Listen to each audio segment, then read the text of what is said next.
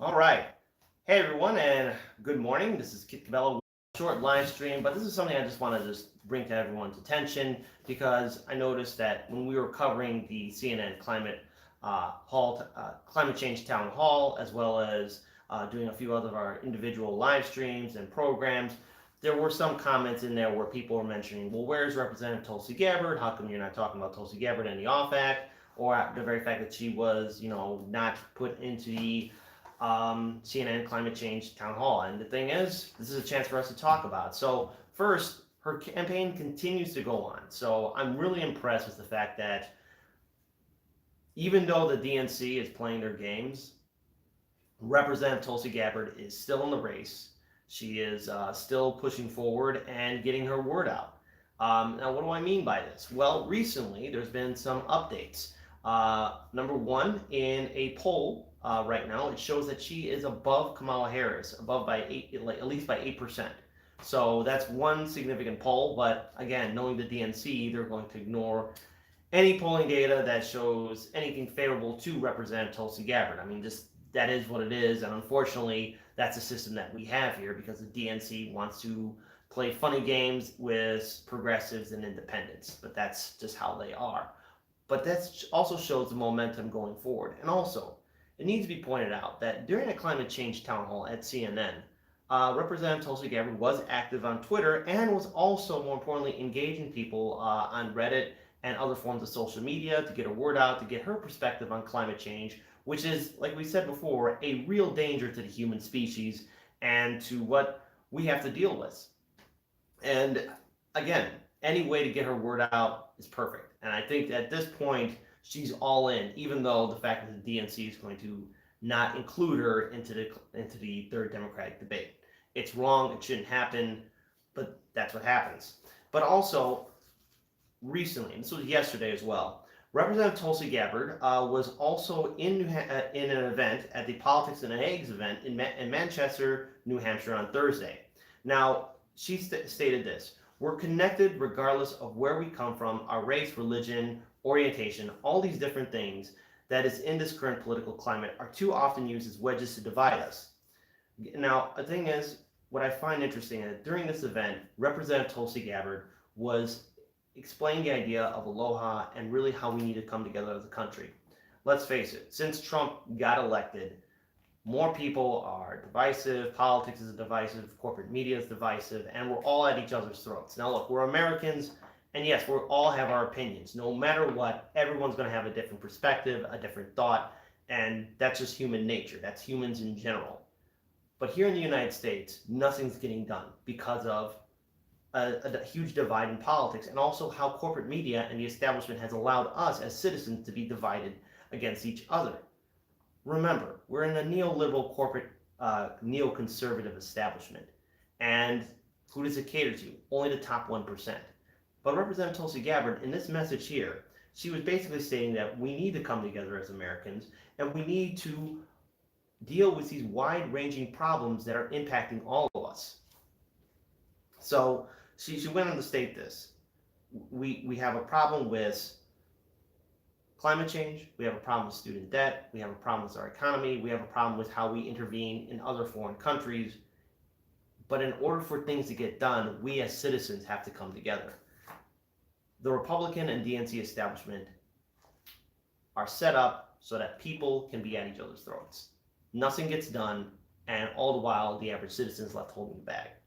And I think it's one of the major reasons why Representative Tulsi Gabbard is still pushing forward in this race. And also, it needs to be pointed out as well, and it was only hinted at once on one media source, but Representative Tulsi Gabbard, as well as a few other Democratic presidential candidates, will be attending an LGBTQ town hall, which is going to be supported by GLAAD, and it's a way for her to get her message out. Now, remember, corporate media did do some hit pieces on Representative Tulsi Gabbard, calling her that she was anti-LGBTQ and numerous other hit pieces on her. And I think this is a very good opportunity for her to get her message out there and to really tell people, hey, this is where I stand on the issues. And granted, we all make mistakes in the past. But if we can learn to evolve and change our thoughts, change our opinions, more the better. And I think it's long overdue. And I'm really glad that to see that Representative Tulsi Gabbard is going to be attending this forum and getting her word out. Now, again, how corporate media is going to spin it is something completely different altogether, but it's important to know this shows determination on what she stands for. And really, I think going into this, despite her not being included in the third debate, she is going to be part of the primary in Iowa. It looks like she is not backing down. She has a lot of individual supporters, and she has, at least at this point, a good momentum following her campaign.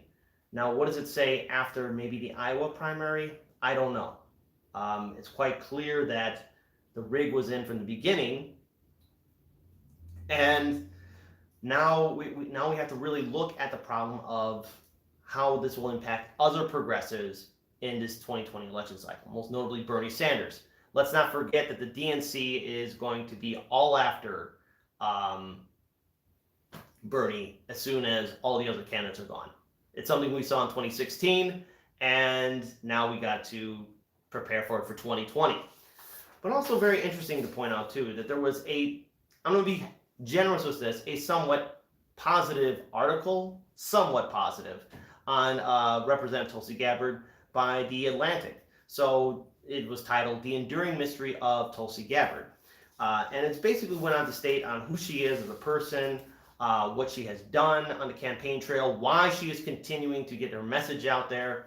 And of course, the article does mention her not willing to call Assad an enemy, and how she wants to have sit-down talks with Putin so that we can actually have, a negotiation, trade deals, and at least, de-escalate the situation that's going on between the United States and Russia.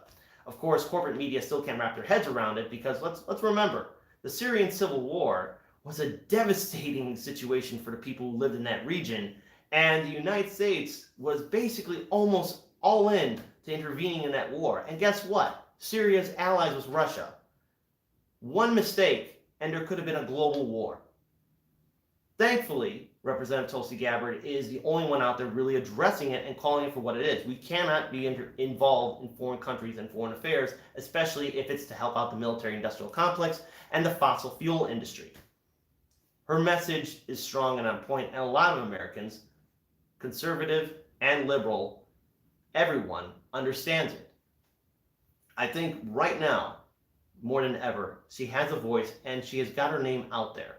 So in future elections, perhaps maybe not this 2020 election cycle, but perhaps in other election cycles, she will get her name out there and actually have a much more larger political infrastructure. On a personal note, I feel that how the DNC has treated Representative Tulsi Gabbard is unjust, and maybe in the most highly unlikely scenario, she could make it to the third debate stage. But as it stands right now, thanks to the DNC and them rigging the polls and choosing to favor certain polls over others, thanks to corporate media and their countless hit pieces on her, she's not going to make it to the third debate stage. It's sad, and I don't like it. I think she could be a very strong ally to Senator Bernie Sanders on that debate stage, but we'll see how things turn out. But going forward, she's not going anywhere. She's getting her name out there. She's talking to numerous people on different networks, as well as making her presence seen on independent media outlets. And that's a positive thing.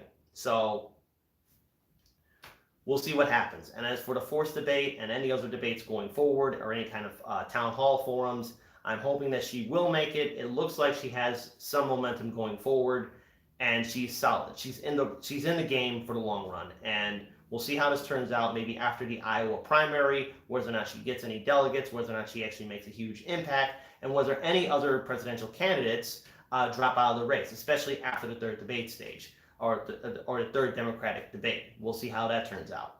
So we're looking forward for any kind of future updates. But the purpose of this video was to let all of you know that Representative Tulsi Gabbard is still in the game, and she is one of my personal favorites in regards to the DNC presidential candidates. So all the best to her campaign, and thank you all for tuning in. Mind you, there are going to be a lot of changes and a lot of technical updates. We are very well aware that people are saying, well, hey, you got to update your video, you got to update your audio. We are working on it, and the good news is that right now we have a brand new studio. So at least by the end of September, sometime maybe in October, there's going to be a lot of changes on how we do our show, and where we're at in regards to making our content. And this is going to be an exciting journey. And we ask all of you to continue to support us. Thank you for helping us build this channel up. We don't know, I really don't know what to say, but otherwise, just thank you, because without you guys, this channel would be nothing. And we thank all our viewers and subscribers for building this channel up. And if you really support independent media, we do have a Patreon page. We're covering stories that corporate media will not cover, and this is going to be one interesting journey. Otherwise, peace and take care.